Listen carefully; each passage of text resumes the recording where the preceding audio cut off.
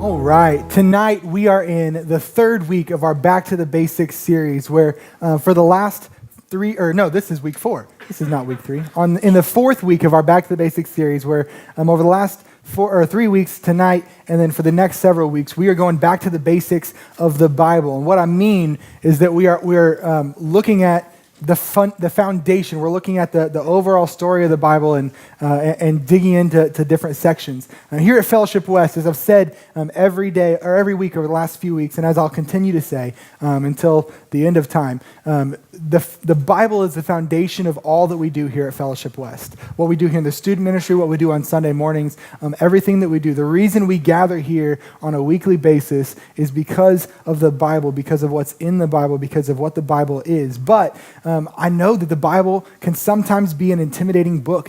It's a long book. It's got small print usually. There's a lot of words you don't understand. Sometimes it can be hard to comprehend. But when we break it down into smaller, easy to understand sections, the story of the Bible begins to make more sense. And so over these 9 weeks that we're doing this, we're walking through 9 generalized categories of the Bible that can make it easier to understand. And each week of this series, we've been beginning with an overview where we walk through all 9 sections just because it's important for us to understand the flow and how they all work together, how one flows into the other, and get an overall understanding of the story. And then we take one section and we dive in talking about 3 things. We talk about what that section entails, like what actually, if you open the Bible to that section, what it entails. Talk about how it plays into the overall plan of God's story, and talk about how we can apply it to our lives today.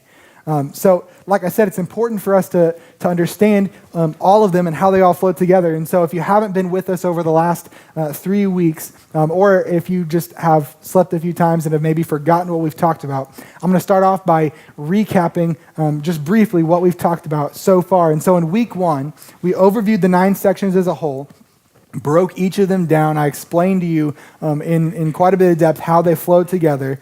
And then we spent some time breaking down the first section, which is creation. There in the top left corner.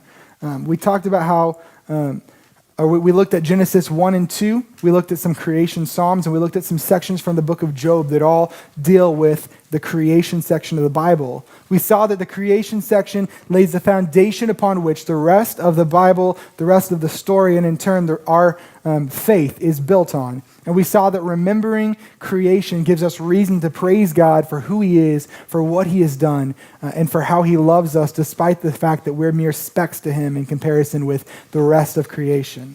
And then in week 2, we looked at the sin section of the Bible, there with the apple. And we saw that the sin section consists of Genesis 3 through Exodus 19, so a pretty large chunk of the Bible, or in other words, from the fall of man to the foot of Mount Sinai. And we saw how the perfect design that God built was broken by sin. We saw how sin impacted and continues to impact humanity and causes us to rebel against God. And we also talked about how this section created the problem that launched God's plan and required a solution, which we've been given through Jesus. And then last week, we looked at the law section of the Bible, everyone's favorite section, the law section, right? Because everyone loves reading Leviticus. But we saw that the law section covered Exodus 20 through the book of Joshua.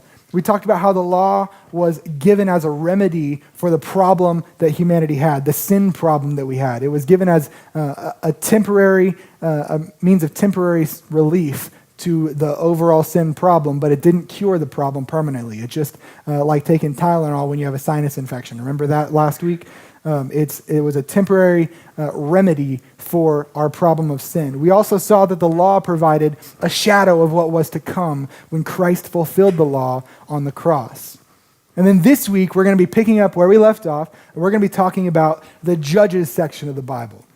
We'll talk about what the Judges section entails. We'll talk about how the Judges section plays into the overall story of God's plan. And we'll talk about how we can apply the Judges section to our lives today. But before we begin breaking down this section, which I'm really excited to do, there's a lot of good stuff in this section. I'm going to start off by doing a recap of all 9. Okay, Adam had his hand up first. So we're going to have Adam come up, and he's going to walk us through the 9 sections in a story format. So come on up, everybody. All right, Mr. Adam, walk us through it. Okay, It's back there if you want to look at your friends here. It's on the screen. So, He's waiting for you. You have to start. what? He's waiting for you. You have to start. He's not going to lead you through Okay, it. so the one day God created the world, Day 1, actually. day 1. And it took 6 days for him to create the world, and on the 7th he rested, and then he created man on the 6th day, and then they made sin, and sin ruined the world because they ate an apple. And then to remedy sin, they needed the law, and to enforce the law, they needed the judges, but they didn't want no judges, so they got the kings, and then the kings just were dividing the land and making everything bad, so they got prophets to declare that the King of Kings was coming. Oh, that was weak. Try that again. The King of Kings There you go. was coming. And then the King of Kings came, and he established the church, which is a people, not a building. And then, Amen. yeah, Preach. a people. That's my speech. And then he promised that he would come back one day. All right. Good job. Give him a hand. You can choose from these, go grab it, and then give it to Melissa when you're finished. All right.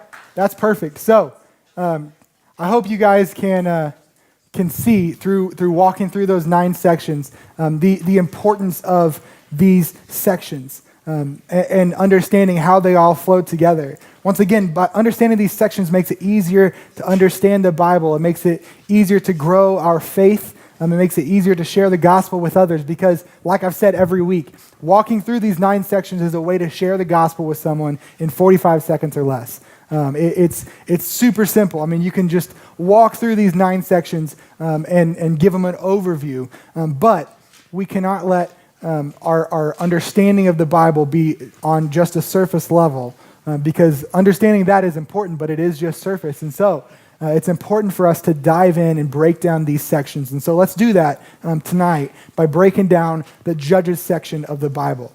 And we're going to start off doing that by talking about what the Judges section entails. And so the Judges section covers in the Bible covers from the time of Joshua's death in Joshua 24 until Saul was crowned the king of Israel in 1 Samuel 10. And so in time, this was approximately the early 14th century BC until around 1051 BC. So it was quite a long time. In the Bible, this covers the book of Judges, Ruth, and the beginning of 1 Samuel. Now, there are a lot of great stories in this section. In fact, the book of Judges is one of my favorite books of the Bible because, I mean, it is awesome. And we're going to walk through a little bit of what's in there. But, man, if you want to read something exciting, you need to go home and read through the whole book of Judges. It's kind of long. There's a lot in there, but it is so good. There's so many good stories in there. It contains some of the most intense and graphic scenes in the whole Bible. And so if you like watching action movies like The Gladiator or some of those types of movies, you will really enjoy reading this book. In fact, anyone who thinks that the Bible is boring needs to open up and read the book of Judges because it proves very much so that the Bible is exciting. It is the furthest thing from boring. I wish that I could walk through all of these stories with you, but I don't think you guys want to sit here for like 3 hours as I walk through the entire book of Judges. Does anyone want to do that tonight? Yeah. You guys want to? Okay. No, I'm just kidding. We're not going to sit here for 3 hours. That would be ridiculous. In fact, I probably couldn't do it in 3 hours because there's so much in this. But instead, I'll briefly summarize the major points and the major events and the major characters in this section, just so that you guys have an understanding of what's in this section and what it entails. That way you can understand how it fits into God's story and how we can apply it to us. So last week, if you remember, I talked about God giving the law to the nation of Israel. And he gave them this as a remedy for the sin, right? Like we've said multiple times tonight already. He gave them this as a remedy to sin, but the law by itself was just a bunch of words that had little power over the people. Think about it this way. It would be like the Constitution and the Bill of Rights. That contains most of the major laws for the United States of America, right? How many of you guys have taken a U.S. history class and you've looked at the very least, the Constitution and the Bill of Rights? Okay, so those contain the major laws of the United States. So taking the law by itself in the Bible would be like having the Constitution and the Bill of Rights without the Supreme Court, the Congress, the President, and the police force to enforce and oversee it. Without those entities, without someone to oversee it and to enforce it, the Constitution and the Bill of Rights are just a bunch of words on paper. They may be written really pretty, they may be on really old paper, people may walk by and look at them in a museum, but if there's no one to oversee and enforce it, then they're just words on a page and they mean nothing, they have no power over us. And so in order for the laws to be carried out, enforced, and overseen, there must be someone to do it. The law cannot oversee itself. In fact, the first 2 chapters of Judges, we see how Israel tried to do it on their own. They were sent into the promised land, or the land of Canaan, with a task from God to drive out the inhabitants and to take over the land. And Judges 1 describes this attempt, and verses 27 through 36 describes their failure to drive out the people. And so they were told by God, go into this land and drive out all the people. And we'll talk about why in just a second, because that seems kind of mean, but it makes sense whenever you understand why. But listen to how much they did not follow God's command. It says this, starting in verse 27. And Manasseh, one of the tribes of Israel, did not drive out the inhabitants of Beth Shean and its villages, or Taanach and its villages, or the inhabitants of Dor and its villages, or the inhabitants of Ibleam and its villages, or the inhabitants of Megiddo and its villages, for the Canaanites persisted in dwelling in the land. And when the Israelites grew strong, they put the Canaanites to forced labor, but did not drive them out completely. And Ephraim did not drive out the Canaanites who lived in Gezer, so the Canaanites lived in Gezer among them. And Zebulun did not drive out the inhabitants of Kitron, or the inhabitants of Naalal, so the Canaanites lived among them, but became subject to forced labor. And Asher, another tribe of Israel, did not drive out the inhabitants of Acco, or the inhabitants of Sidon, or of Elab, or of Achzib, or of Helba, or of Aphik, or of Rehob. So the Asherites lived among the Canaanites and the inhabitants of the land, for they did not drive them out. And Naphtali, one of the other tribes of Israel, did not drive out the inhabitants of Beth Shemesh, or the inhabitants of Beth Anath. So they lived among the Canaanites and the inhabitants of the land. Nevertheless, the inhabitants of Beth Shemesh and of Beth Anath became subject to them in forced labor. And the Amorites pressed the people of Dan back into the hill country, for they did not allow them to come down from the hill country, or to come back into the hill country. The Amorites persisted in dwelling in Mount Heres, in Ajalon, and in Shalbim.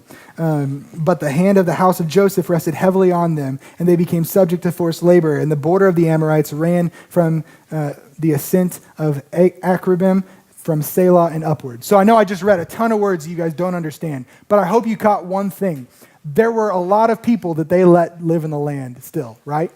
There were a lot of those names that were like, he's just babbling nonsense. But every single one of those names that I was babbling nonsense were a people group that the Israelites disobeyed God by allowing them to stay in the land. Clearly, there were a lot of loose ends that were not tied up as the Israelites began to live in the promised land. They came in Joshua and they began to take over the land. And then they got pretty far and they got a lot of them out, but not all of them. And they're like, I think we're good. I think we followed God good enough. And they just settled and they stopped pursuing what God was calling them to do.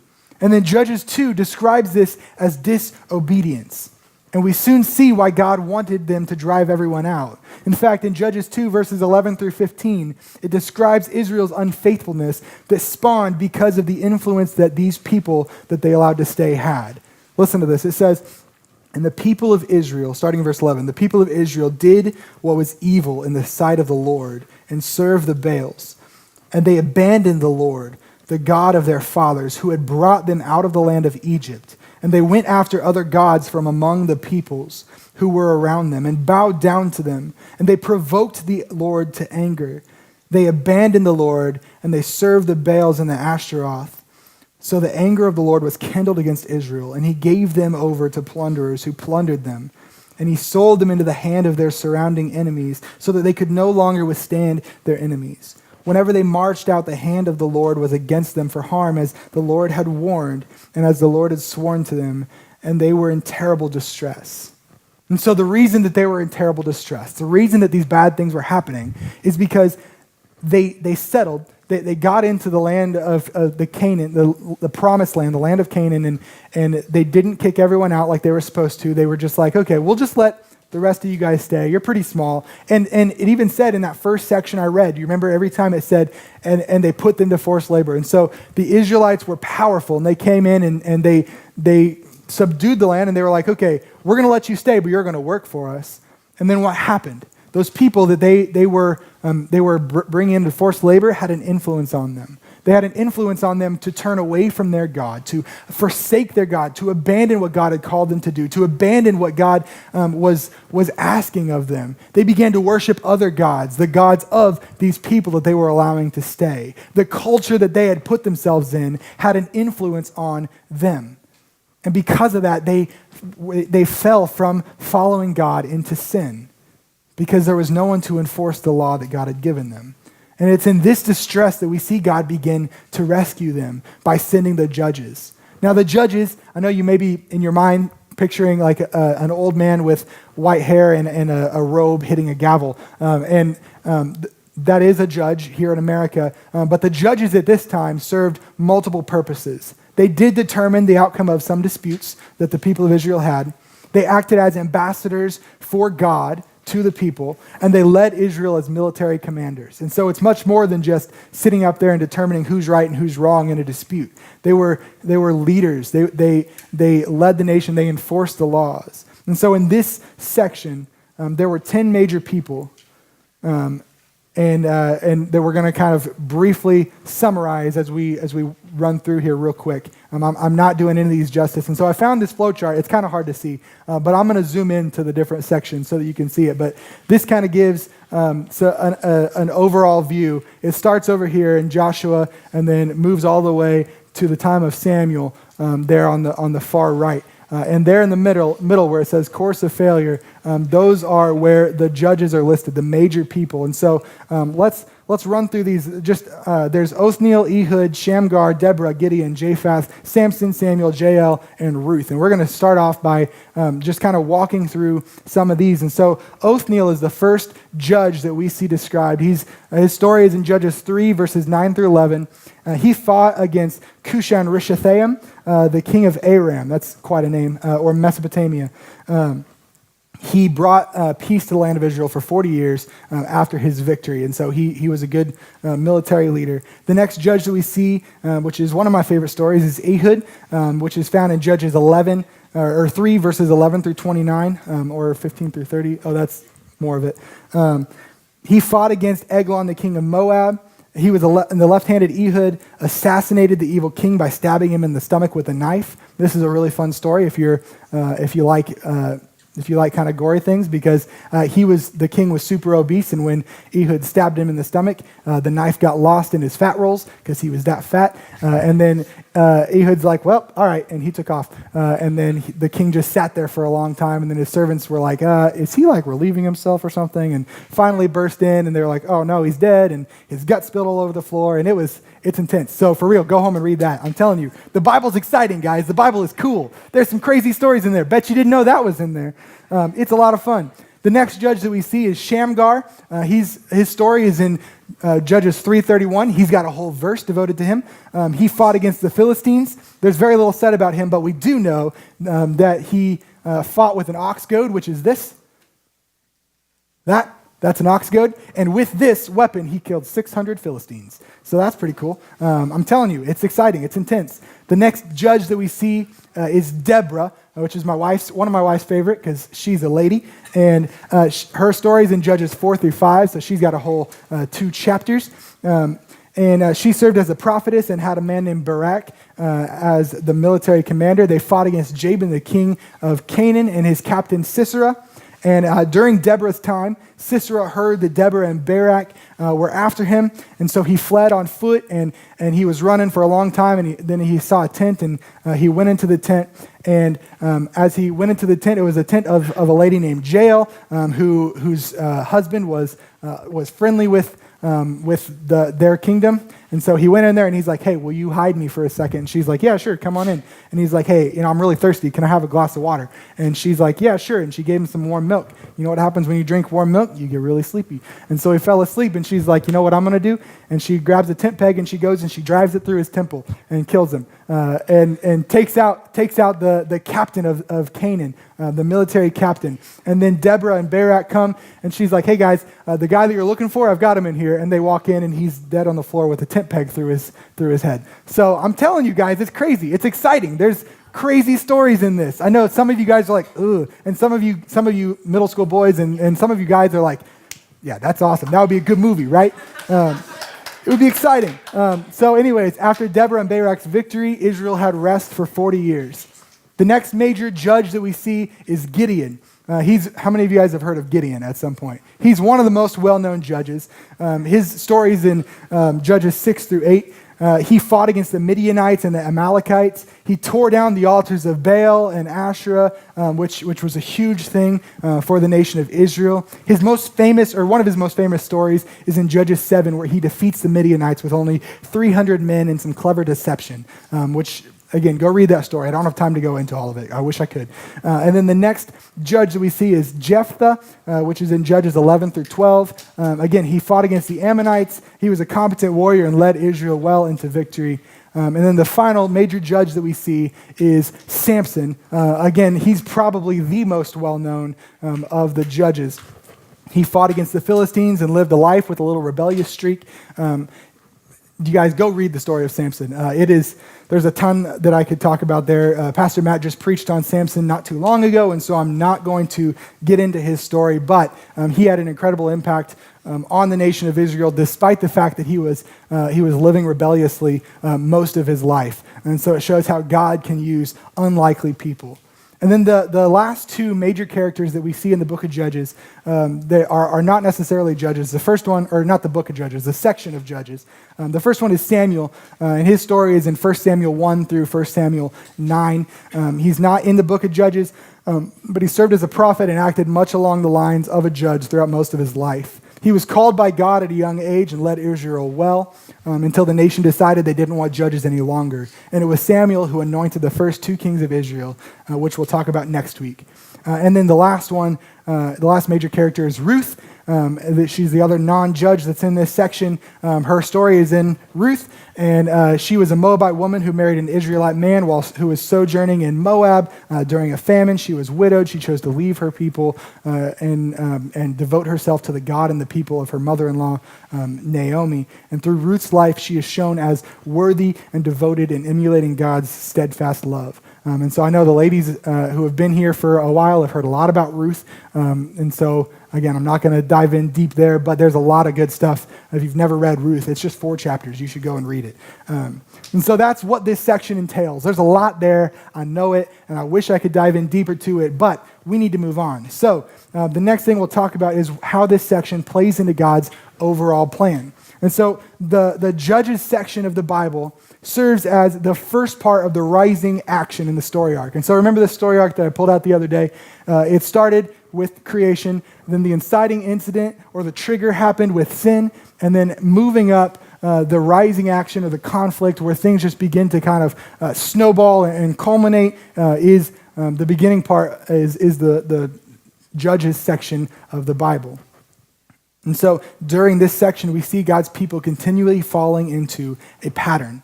We see that they would disobey God's law, and then they would be oppressed by another nation, and then they would cry out to God in misery and desperation, and then God would deliver them, and they would have a short time of rest, and then they would compromise their obedience, and the cycle would begin again by disobeying God. And this just continued and continued. This pattern is not restricted to this section.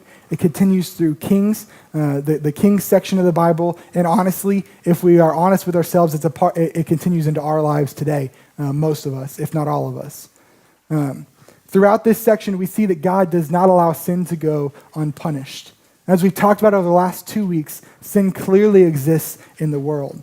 Because God is holy and just, he brings punishment to those who break his commandments and sin. However, we also see God's mercy for his people as he responded to their cries for help by raising up leaders to deliver them through the judges. And so that's how this section plays into the overall plan. It shows this pattern that humanity gets into where we draw close to God and then we fall back into sin. And we fall back into sin and we get to the point where we cry out for him again and then we draw close to him and we fall back and we fall back and then we draw close to him, so on and so forth.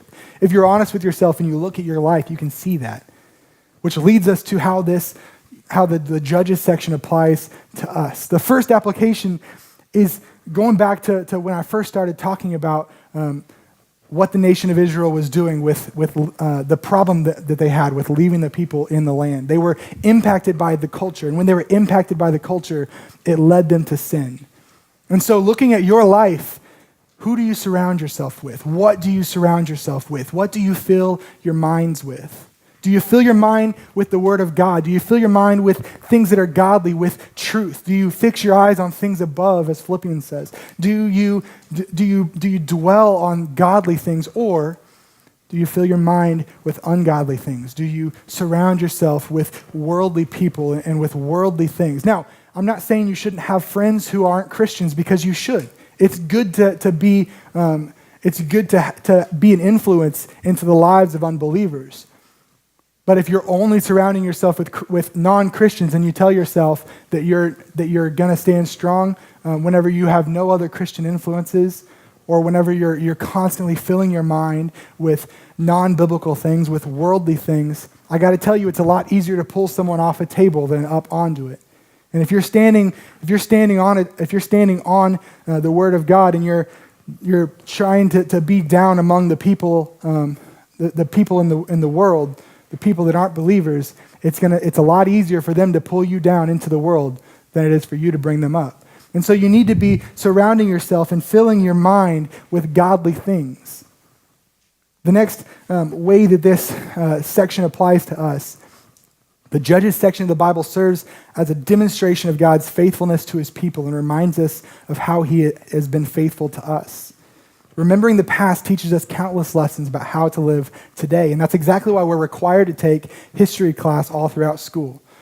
Some of you may really enjoy history class. I did not. I did not like learning dates. I did not like learning about the history of other countries that were not America, really. I could really care less. But now that I look back at it, I see the importance of it, because the truth is, those who don't remember the past are doomed to repeat it. And so whenever you don't remember what God has done, when you don't remember who God is and how God is faithful despite our unfaithfulness, then we're doomed to repeat the sins of Israel by abandoning him. The Israelites continually forgot what God had done for them. They did not remember the miraculous events that brought them into the promised land. They did not remember the covenant that they had with God, that unified them with God. But God did not forget his covenant or his people. He continually proved himself as just by allowing them to be punished for their sins. But he also proved himself to be faithful and steadfast in love by continually delivering them from oppression when they turned back to him. And for us, this serves to remind us how God has been faithful to us. I love what Romans 5:8 says, where it says, "But God shows his love for us, that while we were still sinners, Christ died for us." In addition to that, Ephesians 2, verses 4 through 5 says, "But God, being rich in mercy, because of the great love with which he loved us, even when you were dead in your trespasses, made us alive together with Christ. By grace you have been saved." And so even though we were sinners who deserved nothing but punishment from God, he puts his plan into place and sacrificed himself on the cross in order to bring us back into right relationship with him. And so remembering this, for those of us who are believers, for those of us who have accepted Christ's sacrifice and call ourselves Christians, should remind us and spur us into worship, to worship God for what he has done for us. Now, if you have not accepted Christ's sacrifice, if you have not made Christ your Lord and Savior, then the Judges section of the Bible demonstrates, when viewed with Christ's sacrifice in mind, God's faithfulness and love for you if you choose to accept him. And I pray that if that is you today, that God will begin working in your heart and revealing the truth of his word and his love for you. And I pray that the Holy Spirit is speaking to you. And if that's the case, you can make that decision tonight and you can accept his sacrifice right now. So as we continue throughout this series, we'll continue to see how God's plan unfolds and how God continues to work through the brokenness and the mistakes that we make as we continue to go back to the basics. Let's pray.